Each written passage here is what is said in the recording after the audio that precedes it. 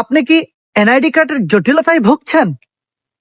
আপনার নামের সংশোধন, আপনার জন্ম তারিখ সংশোধন বা আপনার বাবা মায়ের নামের সংশোধন, এইসব সমস্যার যদি সম্মুখীন হয়ে থাকেন তাহলে আজকের ভিডিওটি আপনার জন্য। সুতরাং আজকের ভিডিওটি স্কিপ না করে পুরোটাই দেখলে আপনারা বুঝতে পারবেন কোথায় গেলে, কিভাবে করলে, কেমন করলে এই সমস্যা থেকে আপনারা সমাধান পেতে পারেন। সুতরাং ভিডিওটি স্কিপ করবেন না, আর ভালো লাগলে একটি সাবস্ক্রাইব করে রাখুন। এরকম ইম্পর্টেন্ট ভিডিও পেতে আমার এই চ্যানেলকে সাবস্ক্রাইব করে রাখুন। উৎসাহমূলক আমাকে কমেন্ট এবং লাইক করতে ভুলবেন না। তো চলুন জেনে আসি, আমাদের সাথে রয়েছেন একজন নির্বাচন অফিসার একজন কর্মকর্তা। তার থেকে আমরা জেনে নিব কিভাবে নামের সংশোধন, জন্ম তারিখের সংশোধন, বাবা মায়ের সংশোধন, নতুন ভোটার হতে কি কি করতে হবে, কিভাবে আবেদন করতে হবে, কোথায় আবেদন করতে হবে এবং অতিরিক্ত জটিলতা সমস্যার কারণে কোথায় যেতে হবে। আসুন জেনে আসি এই নির্বাচন অফিসের কর্মকর্তার থেকে। চলুন।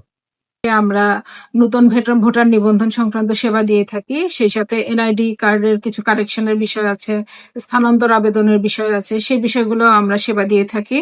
এছাড়া প্রবাসে যারা ভোটার নিবন্ধনের জন্য ছবি উঠিয়েছেন তাদের ক্ষেত্রেও আমরা ভোটার নিবন্ধনের আবেদনগুলো এখান থেকে আংশিক নিষ্পত্তি করতে পারি।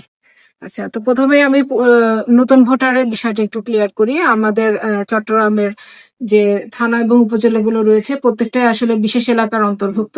তো সেক্ষেত্রে বাংলাদেশের অন্যান্য উপজেলা বা থানা থেকে একটু ভিন্ন এখানে ভোটার নিবন্ধন প্রক্রিয়া।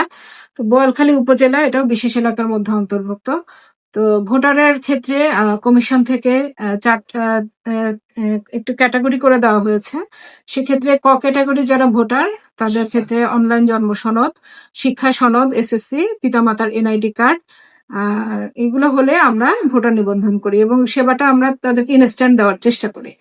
আর যে সকল ভোটারদের এসএসসি সনদ নাই তাদেরকে আমরা খ এবং গ ক্যাটাগরিতে ভোটার করি। সেক্ষেত্রে গ ক্যাটাগরির ক্ষেত্রে আমাদের একটা বিশেষ কমিটির মিটিং করা হয়। সেই মিটিং এর সভাপতি হচ্ছে আমাদের ইউনো মহোদয়।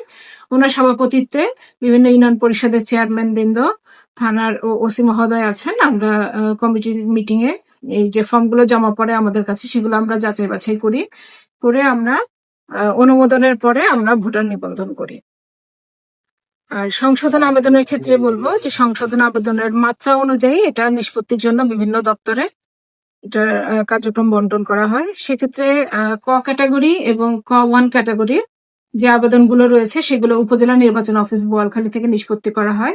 সেক্ষেত্রে ক ক্যাটাগরির আবেদনগুলো মূলত ছোটখাটো যে সংশোধনগুলো আছে, যেমন এসএসসি সনদ অনুযায়ী নামের আংশিক হয়তো সংশোধন, সেই বিষয়গুলো এখান থেকে করা যায়।